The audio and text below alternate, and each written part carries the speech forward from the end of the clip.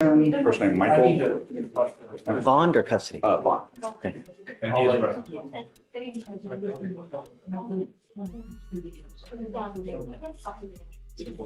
for recess.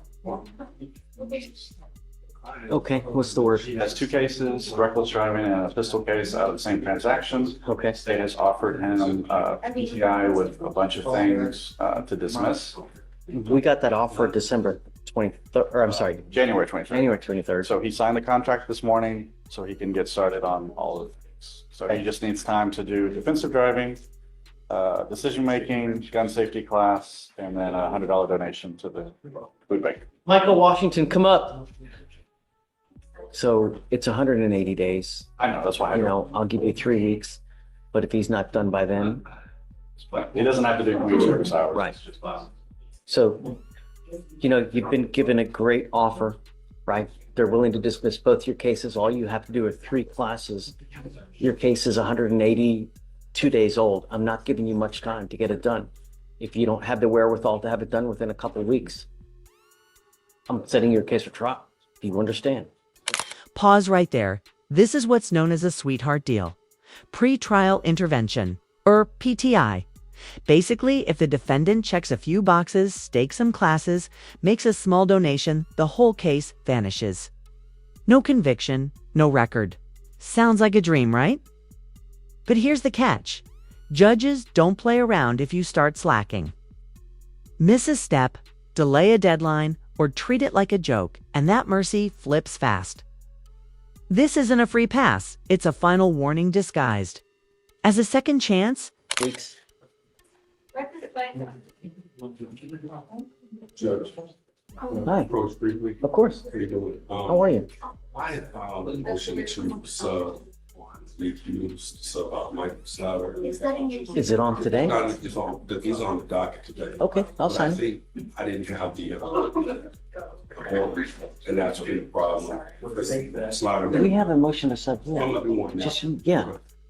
Just have you talked to Slider yet? Yes, I've only been knowing him since I was 13. So this- The only problem is it's old. Right, and I know we need to get moving, and I was wondering what happened, because I never could get the information, but I didn't file the order, so that's on me. Right. Okay, yeah, I'll sign it now. Talk to the state, see where you're at, and then just let me know. Maybe one reset and going one way or another. Okay. I just need to see the information.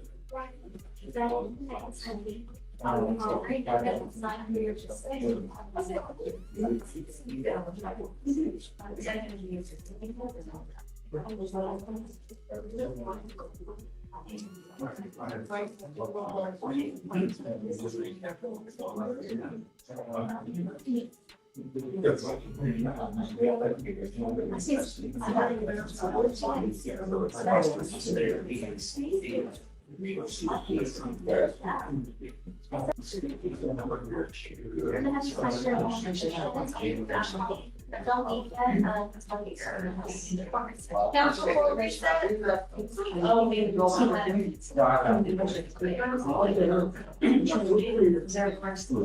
Val. How are you? I'm doing well, Judge. Thanks for asking. How are you? You know. Good.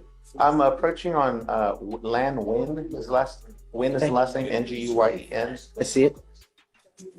State's been attempting to get in touch with the complaining witness. okay, now this right here is one of the most overlooked issues in our justice system: language barriers. The court literally can't proceed without hearing the complainant's side. And that hinges on getting a qualified interpreter. This isn't. Just red tape-its about basic due process. Someone can't understand or be understood, justice is at risk. So here's a real question for you. Should courts be required to have on-call interpreters for all common languages in there? District, sound off in the comments. October. Yeah, and the issue is we need a Vietnamese interpreter because every person we get in contact with, the last person, they don't speak it. So we're 4 looking. months though, you know? So we'll try reaching out as soon as we can. Today we'll try see if we can get in touch with a Vietnamese interpreter, but that's the issue. We can't communicate. Yes, Judge. At a week, that's it. Thank you. All right, thanks.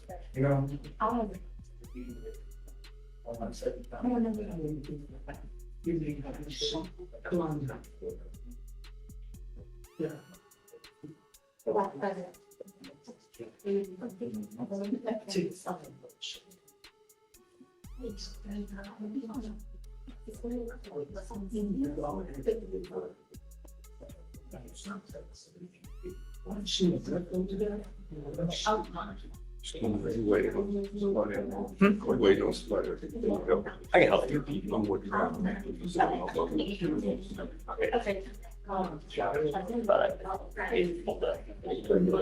Okay. Okay, so last note we have on this one is that I believe Fleischer was the mitigation packet on this. So now it's back in October, so do you know if it What will will happen is if I file.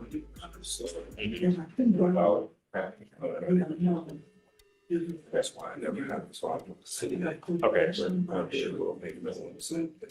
okay, gotcha. Cause it's your. Right. Yeah, because Reach out to you. gotcha, and that's for PTI, go ahead and do that. Otherwise, we already have a time cert offer. That's what I had. But he has a PTI offer. Well, contingent first, do the mitigation packet, and let us look at it, and then we'll determine if. Judge, may we approach? Tell me. So he has a PTI offer contingent on the packet. Well, if there's no offer, Yeah. we'll put a PTI. Once we look at the mitigation packet, we'll determine if we're willing to make an offer of PTI. Okay. So how long do you want? What was the last name again? Ease. Sure, I'll be attached to the case today, so I can. He's here, right? Yes, he is. Lee Hughes, come up. I went outside and talked to him, so he's standing right there. She's going to get him. Okay, great. You okay? Doing great. Thanks, you. And seems like everybody has this little nasal deal. My daughter suffers bad. Trying to get on the other side. Come on up, Mr. Hughes.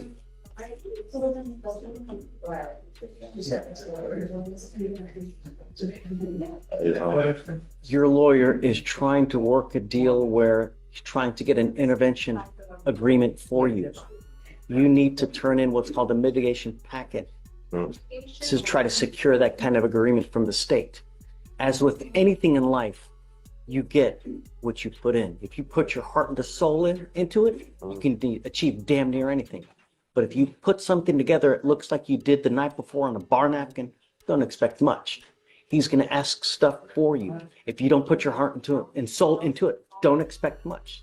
Do you understand? Yes, sir. Now, your case is 190 days old. I'm going to give you one last setting. You will not get any more time after this.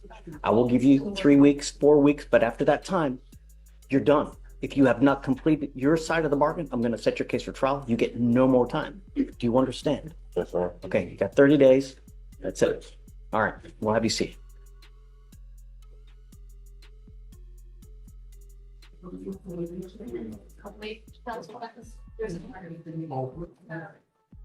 Defendant.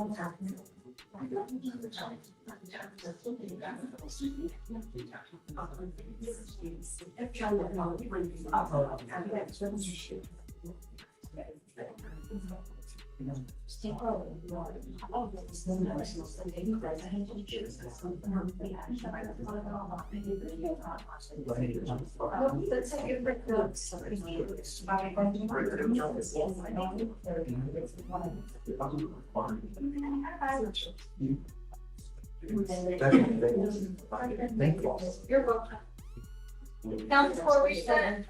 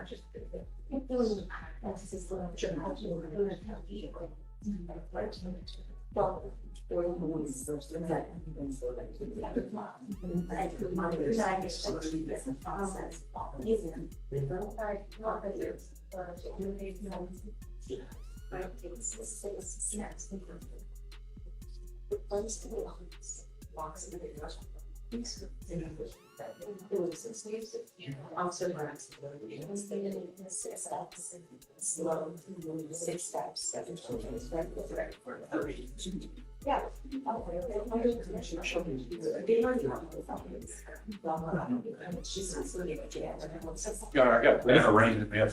Yeah, I'm ready. Mr. Cruz. Amari Cruz, shall I call him up? Now, before we set, Um, oh, Elaine? yeah.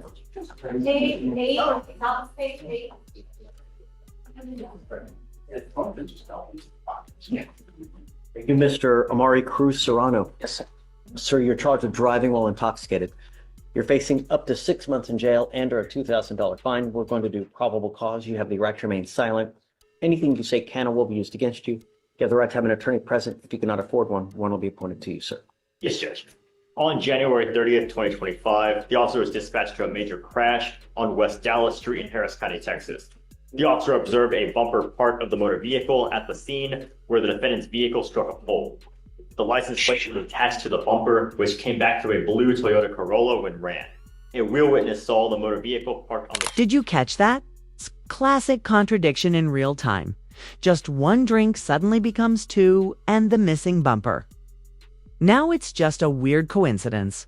That's courtroom quicksand, and the more you talk, the deeper you sink. Here's the rule of thumb. If the evidence is literally stuck to your bumper, you might want to rethink your entire story before stepping in front of a judge. Because once The officer on the side of the freeway with the defendant in the driver's seat. The real witness observed the defendant get out of the vehicle to change his tire, and the real witness stayed on scene. The officer observed the defendant kneeling by the front passenger tire, instructed the defendant to step away from the vehicle to come over to him, and observed bloodshot eyes, a strong odor of an alcoholic beverage, and then administered standard field sobriety tests. HGN 6 out of 6, walk and turn 4 out of 8, one leg stand 0 out of 4. The defendant was read the DIC and considered a breath. The results were 0.082 and 0.083. The defendant then stated he was coming from a bar. Was just broken up. He had one drink of Hennessy and Coca-Cola, though he later stated he had 2 drinks, and that his missing damaged bumper happened in the past, and that the bumper was probably at his home. Okay. Any prior DWIs? No, Your Honor. And his license is eligible. Got it. All right, Mr. Cruz Serrano, I'm going to find that there's probable cause to go forward with your case. I'm ordering you as a condition of your bond not to consume alcohol or illegal drugs. You're going to be randomly tested. If I find that you're consuming alcohol, any kind of illegal drugs, I will revoke your bond, put you in jail. No more PR bonds. Do you understand? Yes, Your Honor. As long as you have a valid Texas driver license and liability insurance, you may continue to drive. But if you don't have one or the other, then you're not allowed to drive. And that's also a condition of your bond. You understand? Yes, Your Honor. Now, you have a lawyer. Because you have one, I will waive your appearance. You don't have to waste your time coming to court, but you must stay in touch with counsel, and he will tell you when you have to come back to court. If he tells me he can't get a hold of you because you're playing games, you're not responding to phone calls, text messages, you pick up a new case, you become a danger to my community, I only have one place for you. You understand? Yes, Your Honor. Okay. I'll have you sign a receipt of Victoria. We'll have you meet with Fleischer of your bond conditions, and then you're free to go. Thank you, Your Honor.